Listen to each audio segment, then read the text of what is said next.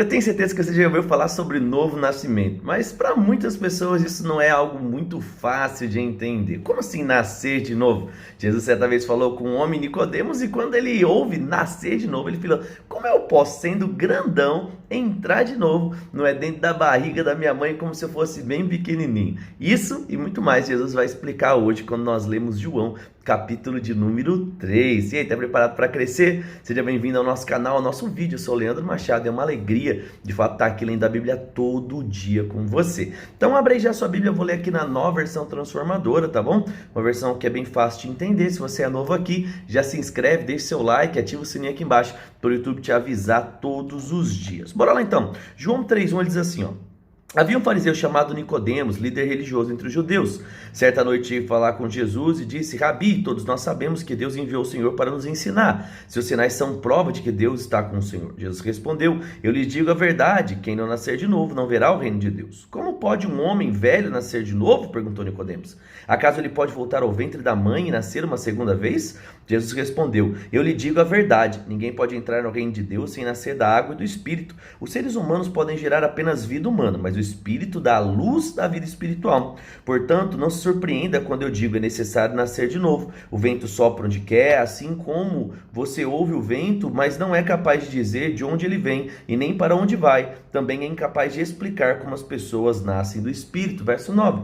Como podes dizer isso? Perguntou Nicodemos. Jesus respondeu: você é um mestre respeitado em Israel e não entende essas coisas? Eu lhes digo a verdade, falamos daquilo que sabemos e vimos, e no entanto vocês não creem em nosso testemunho. Se vocês não creem em mim quando falo coisas terrenas, como crerão quando eu falar sobre coisas celestiais? Ninguém jamais subiu ao céu, exceto aquele que de lá desceu, o Filho do Homem. E como pode Moisés no deserto ter levantado uma serpente de bronze de uma estaca?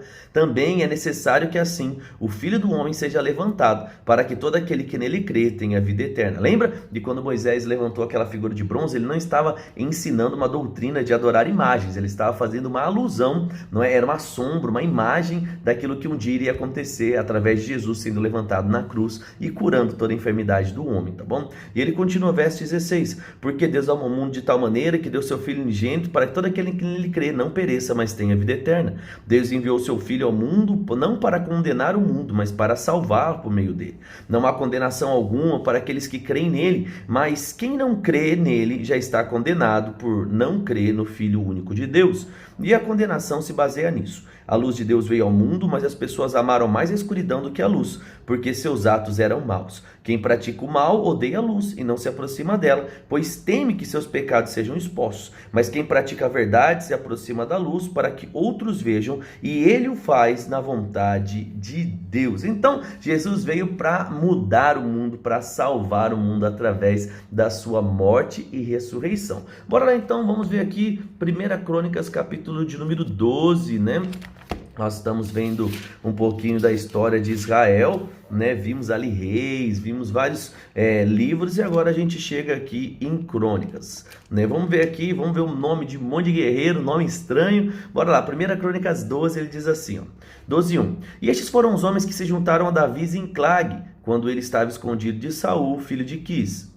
Estavam entre os guerreiros que lutavam ao lado de Davi na batalha, e todos eles eram arqueiros habilidosos, capazes de atirar flechas com um arco ou pedras com a funda, tanto com a mão esquerda quanto com a mão direita. Eram todos parentes de Saul, da tribo de Benjamim. Seu chefe era Aiezer, filho de Semá de Gebeá. Seu irmão Joás era o segundo do comando. Outros guerreiros foram, agora presta atenção, hein, ó. Ele diz: Gesiel e Pelete, filhos de Asmavete, Beraca, Gel de Anatote, Ismaías de Gibeon, guerreiro valente e líder entre os 30, Jeremias, Jaziel, Joanã, Josabade de Gederá ou de Gederá, Eluzai, Jerimote, Bealias, Semarias, Cefatias e Rafrufe, Eucana, Isias, Azarael, Joezer, Jazobeão, todos coraitas, Joela, Zebadias, filhos de Jeroão e de Gedor. Alguns guerreiros valentes e treinados para o combate da tribo de Gade também se juntaram ajudaram a Davi quando ele estava na fortaleza no deserto. Era hábeis com o escudo e a lança, ferozes como leões e ágeis como gazelo nos montes.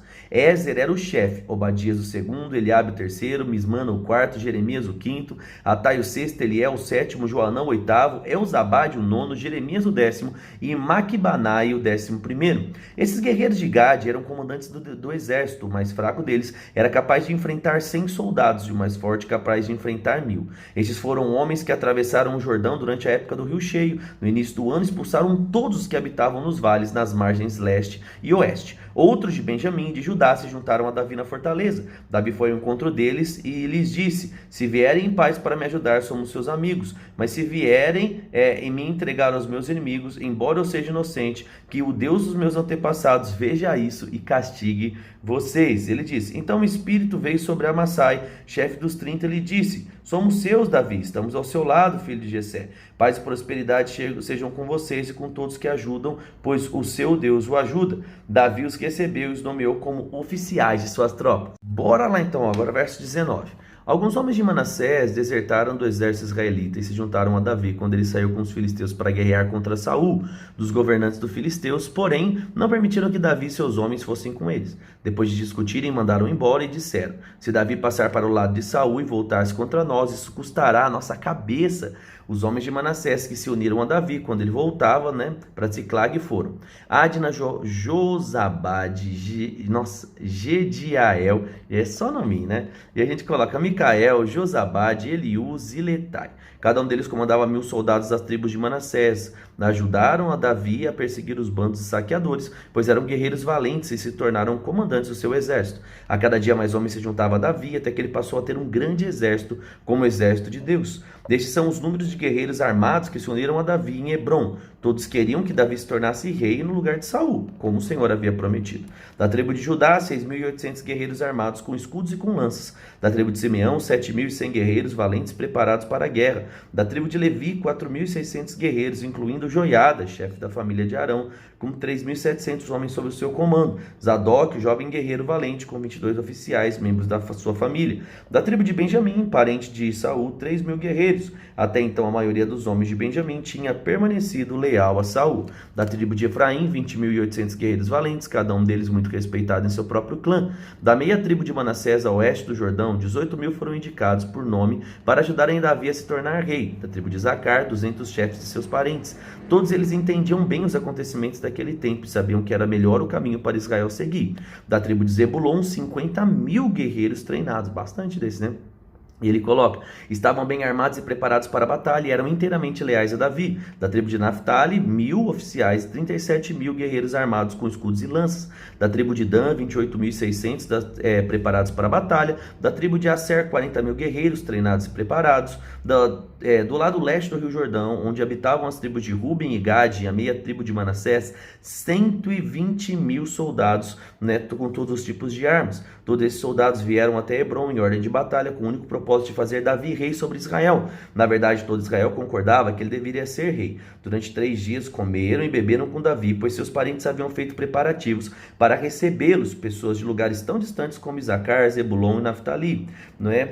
Trouxeram então provisões sobre jumentos, camelos, mulas e bois. Trouxeram grandes quantidades de farinha, bolos de trigo, bolos de passas, vinho, azeite, bois, ovelhas para a celebração. Houve grande alegria em todo Israel. Então a gente percebe aqui, a promessa se cumprindo e o povo de fato apoiando, Davi com os seus soldados, com o seu armamento e tudo mais. Bora lá então, vamos ver aqui o que o profeta Zacarias vai falar. A gente vem vindo aqui de uma série de profecias falando acerca do julgamento, do juízo de Israel, e sempre Deus fala: mas depois disso vai ter um tempo bom, depois disso eu vou perdoar. Lembra, aquilo que o homem planta é aquilo que o homem colhe. Então Israel virou as costas para Deus, colheu muita coisa ruim, mas a gente vê Deus sempre dando uma nova chance para eles. Vamos ver aqui, Zacarias 2:1, ele diz assim, quando levantei os olhos e outra vez vi um homem assegurando uma corda de medir. Aonde você vai? Perguntei. Ele respondeu: vou medir Jerusalém para saber sua largura e seu comprimento.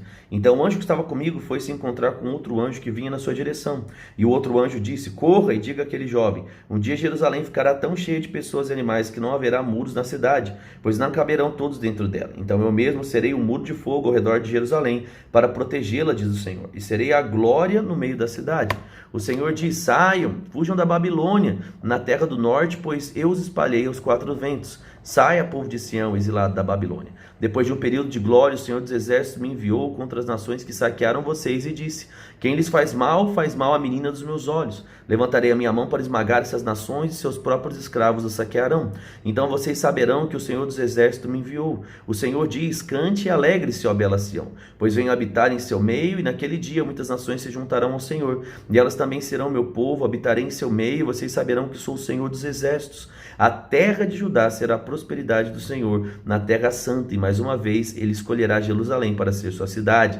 Cale-se diante do Senhor toda a humanidade, pois ele se levanta na sua santa habitação. Então olha que legal, mais uma vez Zacarias falando sobre visões que ele tem, e ele vê uma visão de um tempo onde o povo iria sair. A gente já leu que por causa da desobediência o povo ele foi levado cativo. Dessa vez nós estamos falando aqui sobre o tempo eles ficaram cativos na Babilônia, o cativeiro babilônico, que depois vai terminar, né? E Deus vai buscar eles de volta, porque lembra, Deus tem uma promessa, ainda que o homem permaneça infiel, Deus continua fiel à sua promessa. O que é que mais chamou sua atenção hoje? Escreve aqui embaixo para mim, eu vou ficar muito feliz. Escreve aqui também nos comentários: eu amo ler a Bíblia. Escreve para mim, fala aí, fala: eu amo ler a Bíblia. Eu tenho certeza que sim. Vamos orar? Pai, eu te agradeço pela sua fidelidade, obrigado porque até aqui o Senhor tem cuidado de cada um de nós. Obrigado mesmo, Pai, por coisas lindas que o Senhor tem feito. Declaramos, Pai, coisas ainda maiores acontecendo na vida de cada um dos meus irmãos. Obrigado por nos amar, obrigado por cuidar de nós. Obrigado, Pai, por ter um futuro lindo planejado para cada um dos meus irmãos e também para mim. Te agradeço mesmo por saúde, pelo Teu Espírito Santo cuidando e nos ensinando a cada leitura, que nós possamos praticar aquilo que nós estamos aprendendo hoje, no nome de Jesus. Amém. Amém, querido? Compartilha esse vídeo no grupo do WhatsApp, manda no grupo da igreja, né? Para que as pessoas possam ler também junto com você e ser grandemente edificado. Um grande abraço e eu te espero amanhã na nossa próxima leitura. Fica com Deus. Tchau, tchau.